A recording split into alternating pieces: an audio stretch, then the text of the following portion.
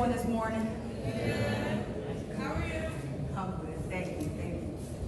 So I'm here to let y'all know a story, just to give you some motivation and just show you how quickly life can change for you at the blink of an eye. That's not what we want to do today. Alright, so let me get into this today.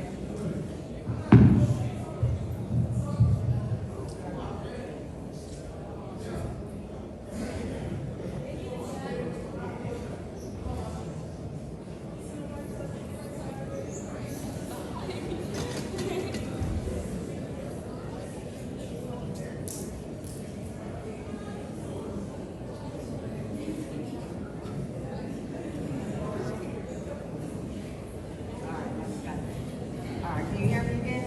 Yeah. So today is a blessed day for me. I've been through a lot in the amount of time that I've been here on earth. It's a very, very, very emotional day. I'm gonna get into my story. Like they said, I'm a 2003 Paulsboro graduate. Walking through here today, it felt like such a blessing just to walk through those doors. It almost felt like I was back in high school again. I'm seeing, a lot of things changed, but a lot of things were still the same. When I was in school, we didn't even have,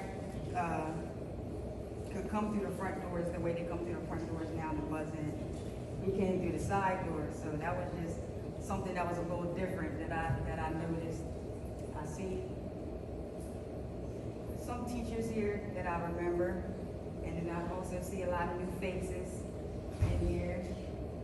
But one thing that I do know that we have is that Paulsboro pride. That's something that's never left my side, being here from Paulsboro. So I'm pretty sure that that's a connection that we all here got together, is that Paulsboro pride that we got. So I just want to say that, I'm blessed to be here. I'm grateful, and I'm just thankful, and I'm letting y'all know what's going on. So it's been 19 years since I graduated, and I've been through a lot within those 19 years. I went to college, I played D1 basketball, I graduated, I got my degree in education.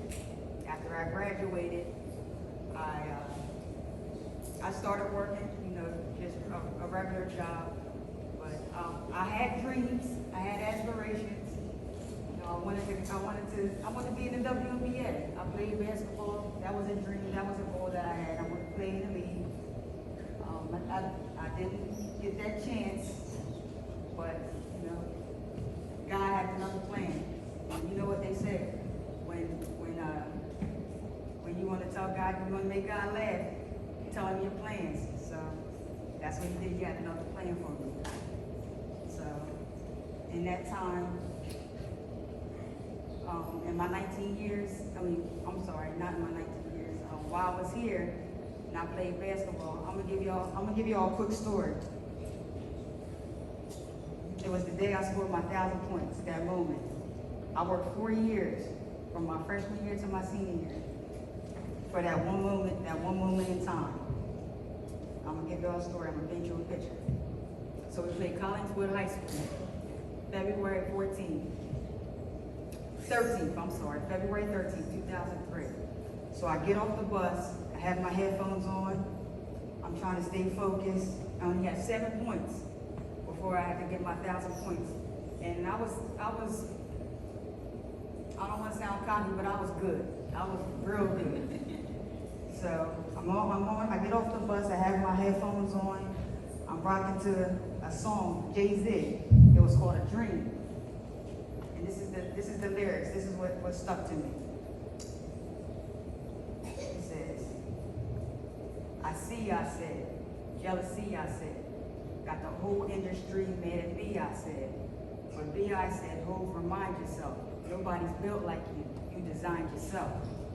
I agree, I said, my one-of-a-kind self gets stoned every day like Jesus did. What he said, I said, has been said before. Keep doing familiar thing he said, say no more. And I had that one repeat. Just those words, just those lyrics just amped me up. Just knowing like nobody's gonna stop me, nobody's built like me. I'm designed by myself. You know, these girls are not gonna stop me. We're gonna go out here today, we're gonna get this W. I'm nervous, I'm excited, just like today. Butterflies in my stomach. My teammates is like, come on, you gotta get this today, we're gonna do this. I'm real calm, but I'm cool. Yeah, we got this, we got this. So I walk in the gym. I remember they have a friend that I could not shoot at. I've been playing this team for 4 years. And every year at this one side of this gym, that rim, it was just always got the best of me. But I'm like, it's okay. It's not gonna get the best of me today. Today's my day. I'm gonna get this. So we warming up. I'm getting focused. We come out, jump ball. I'm like, all right. Boom, we get the ball. First quarter starts, we're going back and forth, I come around the screen, shoot a jump shot, boom, goes in. Yeah, this is it today. I'm about to score these points. I'm about to get with it. So now I have 5 points to score. Mind you, I can score at will, anytime I want. I can score 7 points in a quarter if I wanted to. So I scored. First quarter's over, now I only have 2 points. I'm like, all right, come on, we gotta get this. Second quarter comes. I do a play, go up, I go for a layup. Okay, that goes in. Now it's halftime. So in 2 quarters, I only have 4 points. I'm like, come on, and we're down. They're like, come on, you gotta step up, we need you. I'm like, all right, I can't get it right. I'm like, all right, well, the second half is better. We got this. I'm like, this is the rim I like anyway. Let's leave that behind us. So we go out there, second quarter. I did get discouraged. So I'm like, I don't really want to shoot the ball, but I'm going to get my team active. But everybody trying to get me the ball because they're like, we want you to score your 1,000 points. So now I'm getting the ball, now I'm playing hot potato with my teammates. They pass it, I'm passing it back. Come on, they need to shoot, passing it back. I'm like, all right. They're like, okay, come on. So third quarter come, I go up, somebody grabbed the rebound. We go down. At this time, I got 3 points left to score, 1,000 points. They go for an outlet. I get the ball, boom. I gotta make the layup. The layup and the foul shot, as some of you athletes know, are pretty much one of the easiest ways that you can score in a game of basketball. So I'm going, the girl's coming to me. I look, go for the layup, she fouls me. Now it's an and one. I'm like, all right, I'm looking at her. Yeah, you can't stop me. You can't hold me. It's my time now. Like, yeah, get out my face. So I sit there, I'm like, all right. So now they mad. Now I'm talking everything. So I sit there and I do my foul shot. I'm focused. I'm like, okay, I got this. 999 points. This is it. I do my rotation. Take my deep breath. Go up, score. 1,000 points happening. Everybody's jumping up. Everybody's cheering. Balloons, flowers. My teammates is coming to me. They hopping up on me. They like, they're excited. Like, yeah, Danita, we got this. I'm so cool. I'm like, yeah, I know I had this. That was slight work. That was nothing. But it was. I remember just working hard for that one moment in time. For those 4 years, that's a goal that I wanted to achieve, that I wanted to accomplish. I would wake up and just practice early in the morning. I wake up 5 o'clock in the morning, 5 to 7, practice, then go to school, or I'll practice at night from 10 o'clock to 12 o'clock. When any time I could just get my skill better, that's what I would do for just that game of basketball, for that moment in time, which now tracks me back, fast forward, into the moment that I am in here now. So I'm sure you guys are looking at me and you see me with a cane, greatest part of my life. But looking at me and seeing me where it came, you're thinking, you know, she's disabled. But being disabled is a state of mind. I'm not disabled. I'm a little slower, but like I said, being disabled is a state of mind. I was never going to let what has happened to me define me.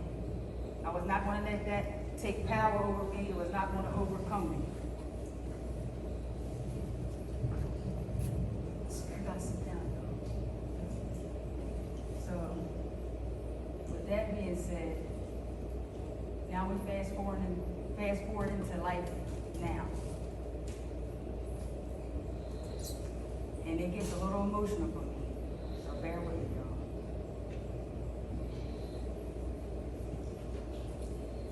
So after I graduated college, I'm trying to find my niche. I'm trying to, you know, I'm working 2 or 3 jobs at a time. I'm flying through my 20s. You know, we're invincible. When we're younger, we think we're invincible. I'm flying through my 20s. I'm working 2 or 3 jobs at a time. Just trying to, you know, make money. I have my apartment. You know, just trying to make it for myself.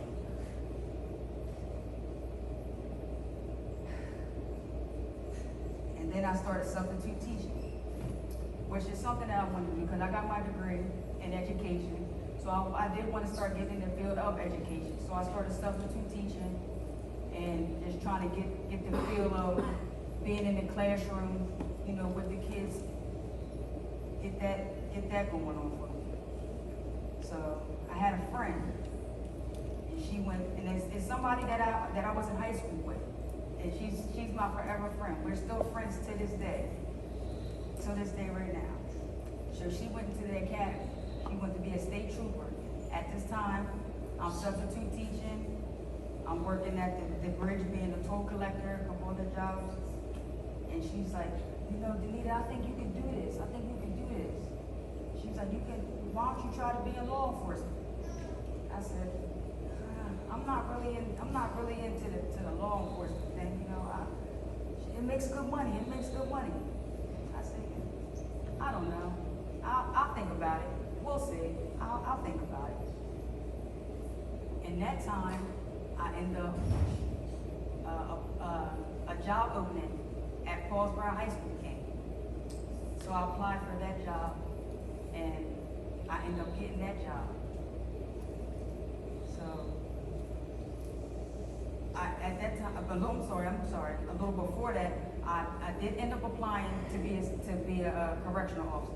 But in the meantime, I ended up applying for the job at Paulsboro High School, and I ended up getting that job in 2015.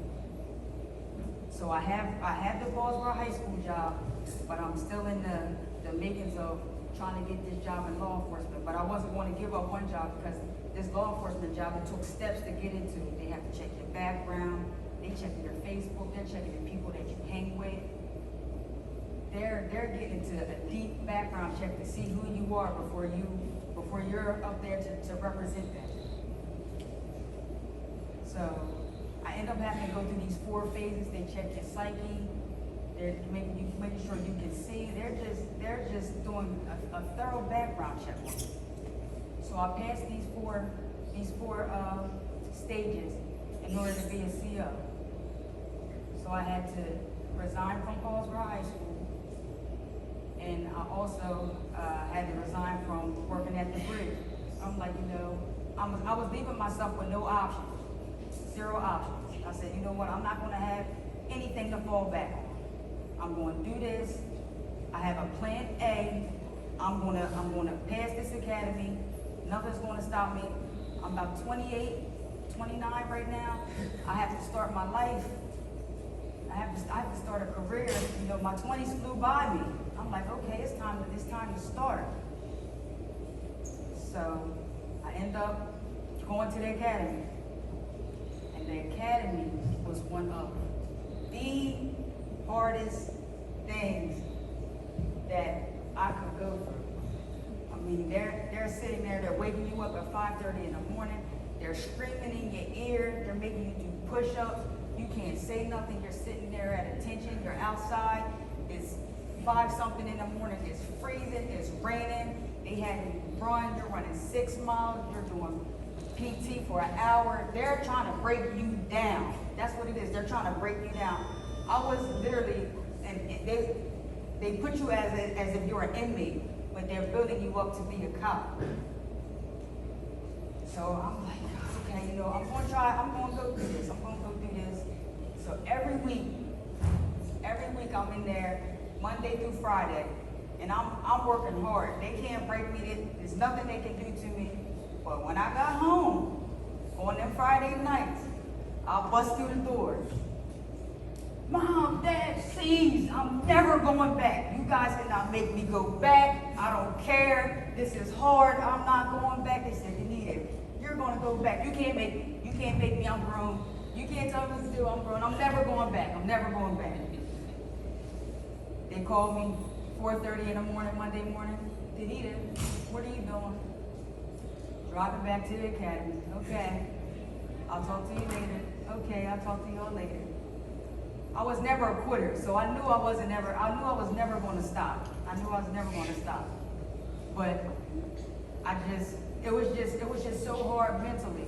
The physical part, I can't honestly say, that was hard, but it was the mental aspect. You just had to keep your mental. You couldn't let them get under your skin.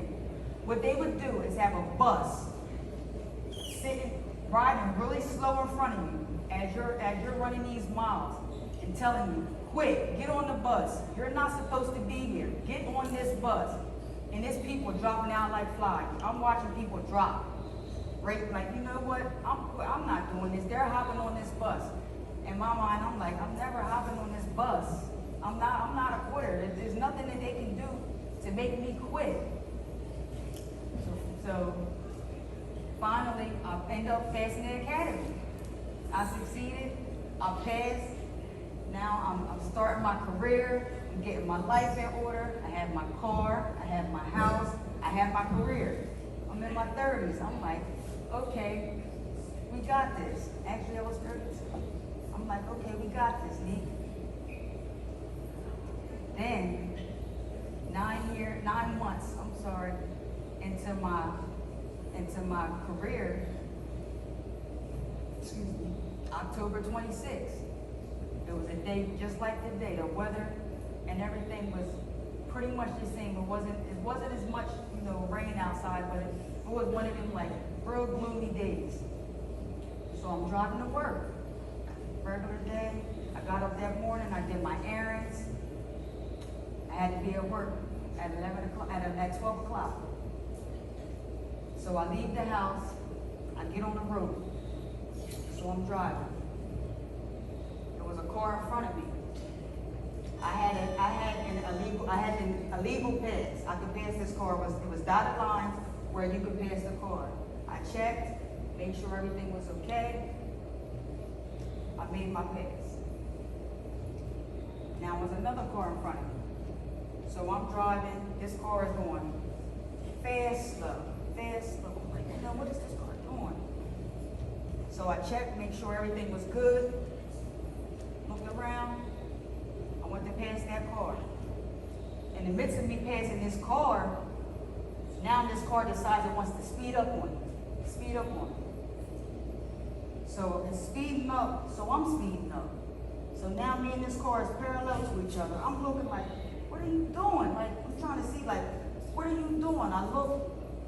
I look forward, there was a car coming straight to me. It hits me. I try to turn my wheel real quick, but I remember looking to my right and to my left. There was a house over here, and there was nothing but woods over here. So that's why I swerved my car this way. I'm like, if anything, I won't hit a house. At least I'll land in the woods somewhere. I blacked out.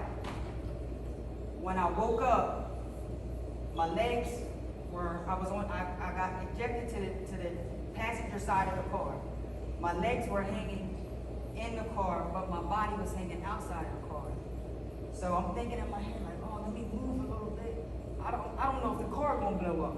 I'm like, I'm not sure. So I bear crawled out a little bit. So people are running to me. They're running. Mind you, I have my uniform on. They're running to me. They're like, ma'am, are you okay? Ma'am, are you okay? I'm like, yeah, I'm fine. I'm like, get to work. I don't know what's going on, but I have to get to work. Call my job. I work at South State's prison facility. Just let them know I'm going to be late. Like, I have to go. You know, is everybody okay? They're like, your legs, man, we just, don't move. We have to call an ambulance. Like, I don't need y'all to call an ambulance. I'm fine. In my mind, I was fine. I have no idea that my legs are in any type of situation. All I'm thinking is, I'm trying to get to work. I just started this career. I'm thinking a whole bunch of things. I'm like, oh, how am I gonna get to work? Oh, I'm gonna have to ask my dad for some money. I'm like, he's gonna have to fix my car. I'm thinking just the wildest things at this time. So the ambulance ends up coming, and they're asking me all these questions. She's a cop. Come on, get her. Ma'am, are you okay? Ma'am, are you okay? I said, I'm fine. Call my family. Let them just know I got in a car accident. Here's the number. Here's their name. That's just what I need y'all to do. I'm just not understanding what is going on. It's not coming to me. So the ambulance, the paramedic said, ma'am, we're going to turn you over, but this could hurt a little bit. I'm like, all right, whatever. So they turned me over. I'm like, I don't know if it hurt. I was just making noise. I don't know. So they said, ma'am, have you ever been in a helicopter? I said, I've been on a plane. I've never been on a helicopter. They said, we have to airlift you to the hospital. I said, for what? I said, am I getting an ambulance? For what? They said, this is serious. We have to get you to this hospital. I said, okay. They put me in the ambulance. I'm laying down. Everything just seems like it's just so blurry, so fuzzy. They're sitting there, they're asking me all these questions. What's your name? Anita Hamilton. What's today's date? October 26th. What year is it? 2017. Who's the president? I'm not saying who's the president is. Don't make me say, man, who's the president? Donald Trump.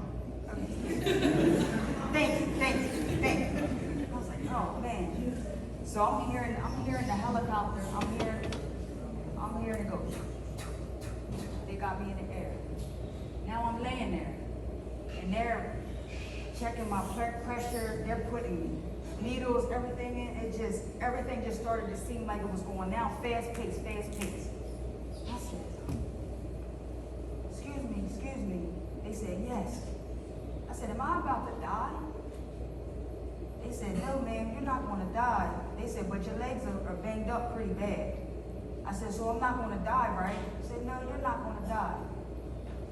I said, whatever you do,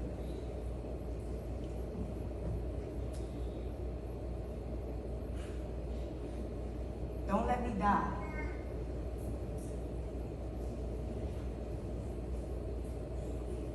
I have a twin sister.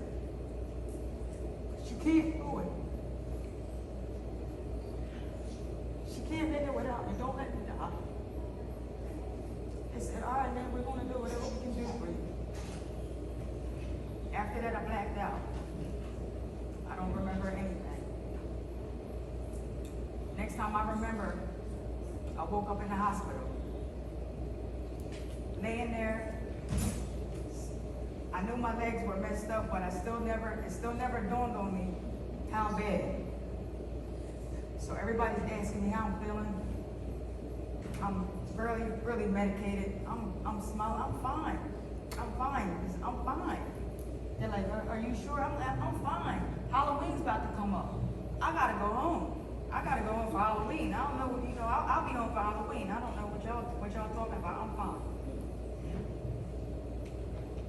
So everybody's upset, but in my mind, I was never upset because I just always knew that I was going to be fine.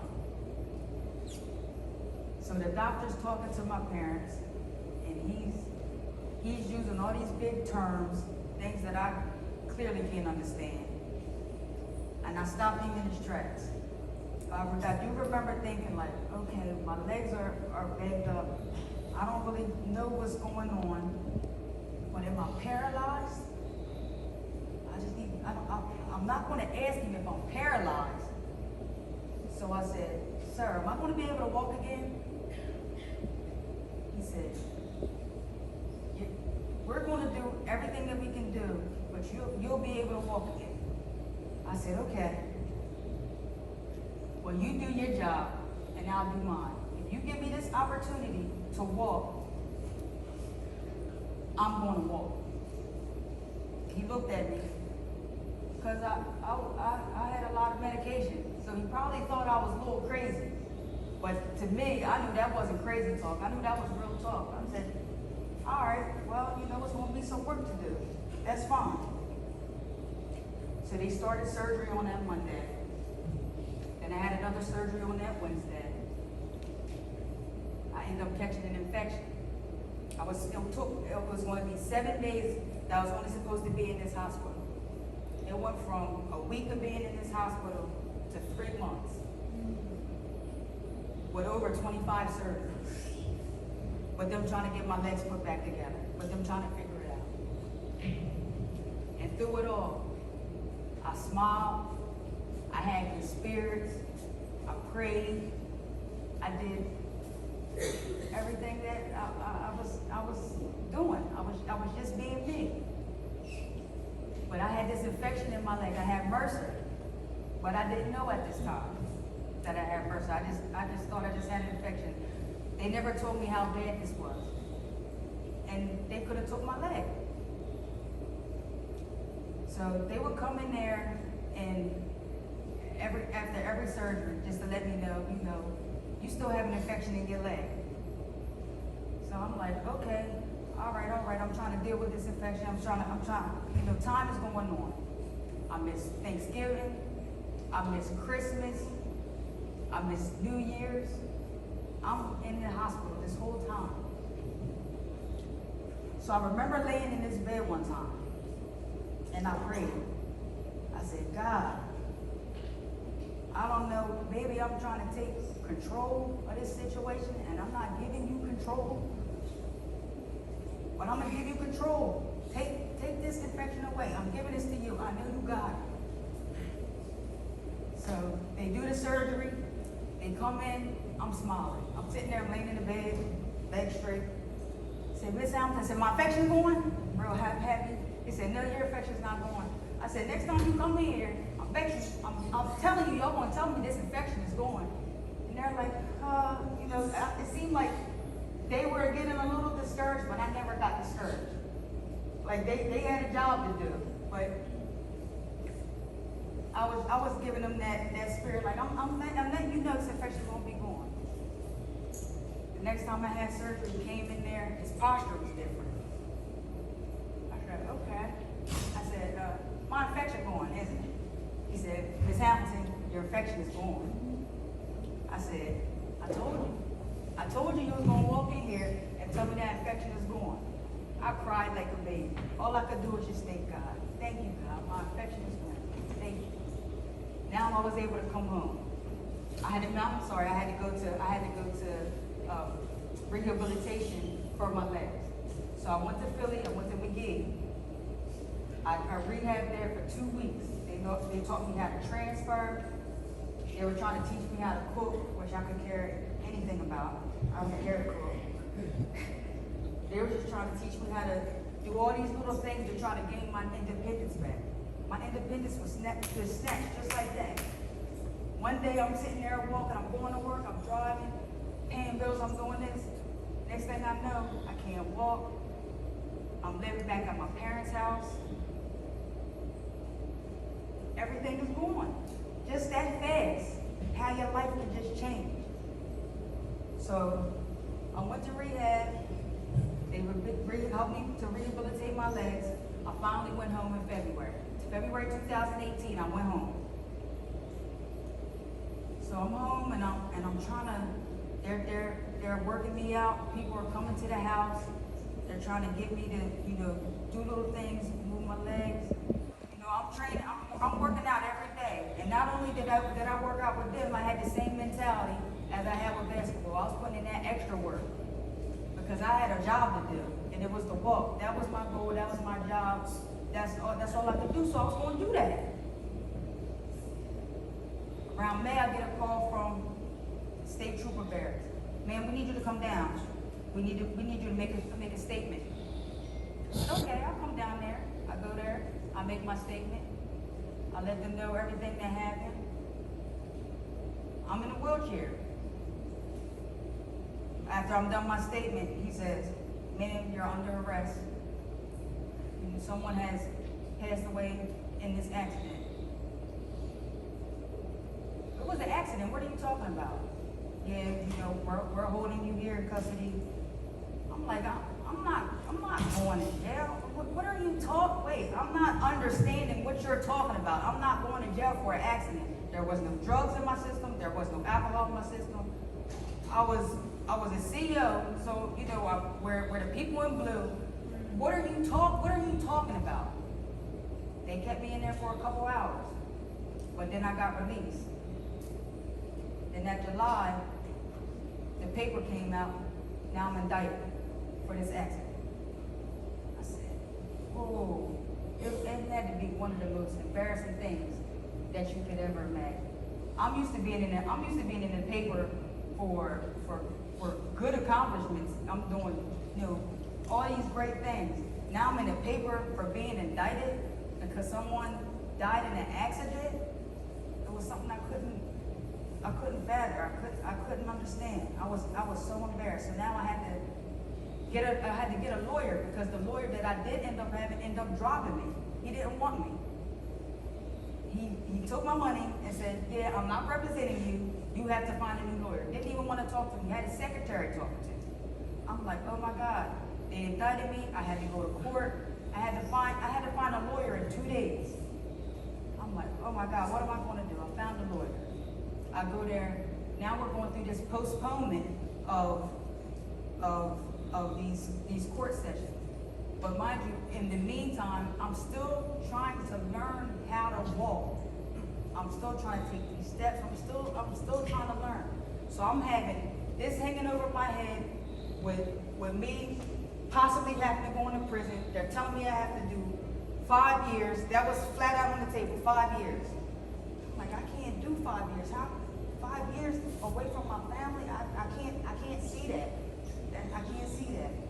I'm still trying to learn how to walk. I'm like, I can't survive in prison. They're gonna eat me alive. I can't even walk. Like, them girls is crazy. Like, how is this gonna work? So I end up pleading guilty in 2019 to violation of public safety and health. It was a 4-year sentence. They put me in prison for a traffic ticket. A traffic ticket. Nobody could understand it. Everybody knew it was an accident. There was no drugs. There was no alcohol. It was considered a traffic ticket. I went to prison. So November 1st, 2019, we go into court. So I'm trying to, at this time I don't know, what's going on. I'm thinking I could possibly get house arrest. I got my situation going on. At this time, I end up having a surgery that was on my legs, that they end up taking all the bone out of my body and they made it metal. So now, at this time, both of my legs right now are made of metal. I have no bone in this lower body. I'm walking on metal. They didn't know how it was going to do. They didn't know what it was going to become. I just let them know, if you're giving me, like I said, you're giving me this opportunity, I'm going to make it happen. So I had that surgery. So we go there, we go to court. I have this open wound. I worked in a prison, so I know prisons are dirty. I know the ins and outs of prisons. The judge hits the gavel, boom, 4 years. 4-year sentence to Edna Mahan facility. It's an all-women's prison in Clinton, New Jersey. So I'm like, so they wheeled me back. I remember looking at my parents. My mom, my dad, and my uncle was there. And as they're wheeling me back, I'm like, it's going to be okay. It's going to be okay. Don't worry about it. And I'm always cool in front of people, but when I get by myself, it's a totally different thing. I got back there, my lawyer comes back there, I'm bawling out crying. "Oh my God, please go get my mom. I'm 32 at this time, 33. Please, somebody go get my mom. Please go get my dad. They can't take me to prison. What are they going to do with my legs? I'm crying. I'm bawling like, oh my God, please, please, please. Like, I can't do this. I can't do this. I'm crying. They're like, ma'am, you have to calm down. You have to calm down. And CEO tells me, why are you acting like that? Just do this time. Like, you crying. What are you crying for? You're crying for nothing. He said, you're going home. I'm staying here. Like, are you serious? Like, I can't believe you want to say something like that. So they're trying to make me, be tough, and I'm like, this wasn't a tough situation. I was breaking down. So they locked me up. I ended up catching an infection in prison. They didn't know what to do with my leg. Nobody wanted to handle it. The doctors in the prisons didn't want it. The hospitals that they were contracted to didn't want any parts of me. They were saying, send this girl back to where she is at. Send her back. So I'm in the hospital, and the doctor comes. And I was in the hospital for 2 weeks, but I'm in prison, but I'm in the hospital while I'm in prison. And the doctor, he comes in there after knowing I had this infection in my body. He comes in there a week later, and he's like, you have this infection in your body. I said, okay, that's clear. Okay, we're going to cut your leg off. They're going to do what? They're not cutting my leg off. They're not cutting my leg off. I don't work too hard. They're not cutting my leg off. Do you have family? Yes, I have family. They're looking at me as a number at this time.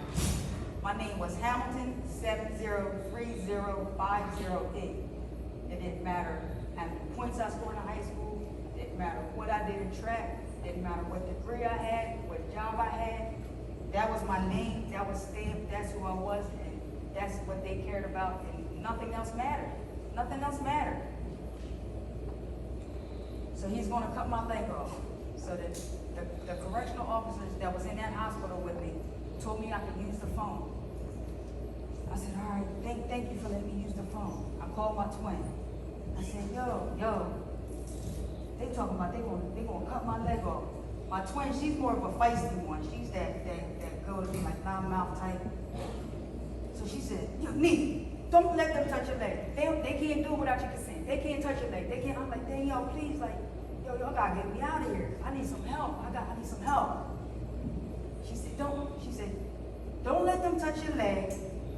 I promise you, tomorrow I'm getting you out of there. If I ain't never tell you nothing before, I'm telling you now, you'll be out of there. I'm getting you out. I promise you. I said, all right. I had so much faith. I said, all right, I know she's gonna get me out. Friday comes. The doctors come in there. My lawyer comes in there. I was in the hospital for 22 days. I was in prison for 22 days. This is the first time. So I got released. Now they want to take me back. Now that was in 2019. Now we're going to 2020. I have to go back to court because they want to incarcerate me again. They're trying to figure out, how to get me in there. This family has so much money. Money talks. Y'all, money talks. They wanted me in prison. They didn't care if I was dead or alive. They didn't care nothing about that. So I go in there. They end up postponing it. February 2020. So we're having virtual court sessions. We're having virtual court sessions. They're trying to figure out, whether they're going to put me back in jail. I'm like, I'm back in prison. Let me not minimize that. I'm like, they're saying that they can provide aqua therapy. They got the medications I need. They have all these different things, which is the things they didn't have before. They never had these things, but they were going to say and do anything for me to be back in that position again. So I said, okay. They put me back in prison. I went back in prison, though. I'm in a wheelchair. while I'm in prison, I'm like, you know what? I'm gonna make this work. I'm gonna make this work. I started working out. I was in prison from January 8th, 2021. And I worked out all the way till I got out. I got out today, on this day, last year, October 26th, 2021. I got out of prison. I survived. I overcame adversity. I wasn't going to let them define me, y'all. Like, they weren't going to do that. And that's what I'm trying to let y'all know today. It doesn't matter what you go through. Never let anyone define you. We may not have control over things in our life, but it's how you respond to it. I could have gave up. I could have just not been walking right now. That would have been the easy way to take it. But I decided that, you know what I have is what I'm going to work with. And I'm going to continue to push through and continue to strive through anything, through everything. So I need y'all to know that, you know, you can push through anything that you want. I am a legit walking proof, literally walking proof. I'm walking by faith. That's all I had. That's what I had, my faith. My faith is what got me through. And now I'm here a year later on this same date talking to y'all. I never would have thought that a year later that I would be doing motivational speaking. I knew that's something I wanted to do, but I didn't know that's what I was going to do. So I'm letting y'all know whatever that y'all want to do, y'all can do it. Y'all can achieve. Don't let nothing or nobody define you in anything that y'all do. All right? Y'all good? All right, I got something for y'all real quick. I'm going to show y'all a video, all right? Y'all want to see a video?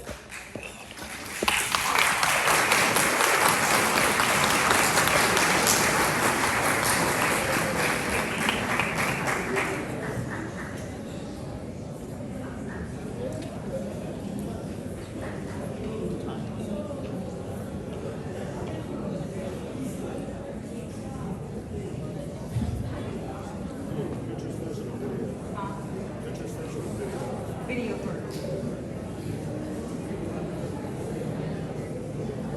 Your hand out to the lady.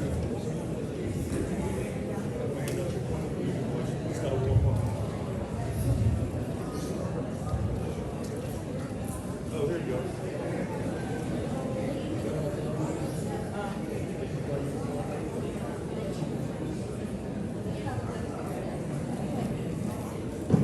Grab the candy.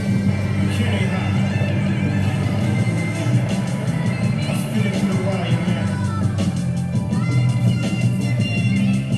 Too much stuff in my heart right now, man. I pray it gets me all right now. It's a life and death situation, man. Y'all really understand how I feel right now, man. It's your boy Kanye Cheddar. Shout out what's going on. Yeah.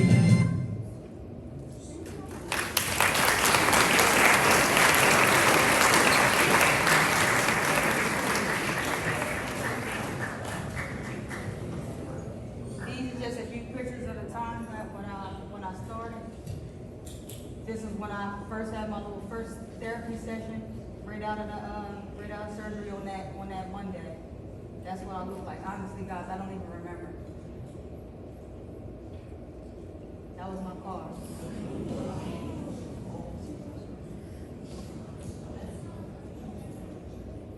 That's my prison. That's my mugshot.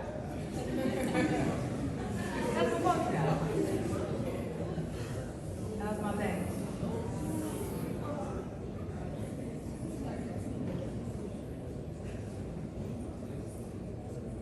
This is when I was coaching at Paulsboro High, the 7th and 8th grade team a few years back. This is before the accident.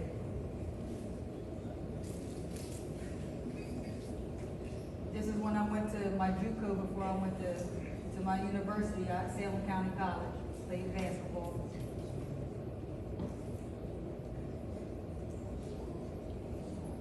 That's when I passed the academy.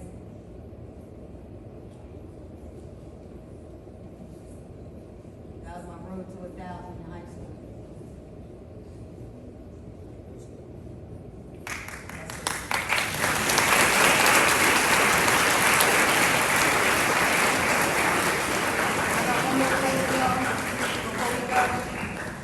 I got a couple of NitaStrong hats.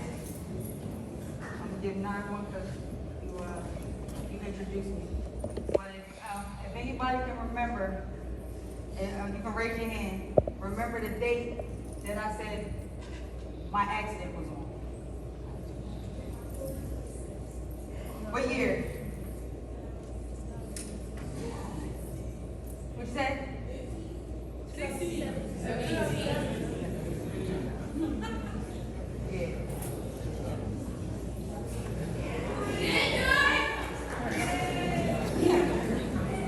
I didn't realize I would be going on.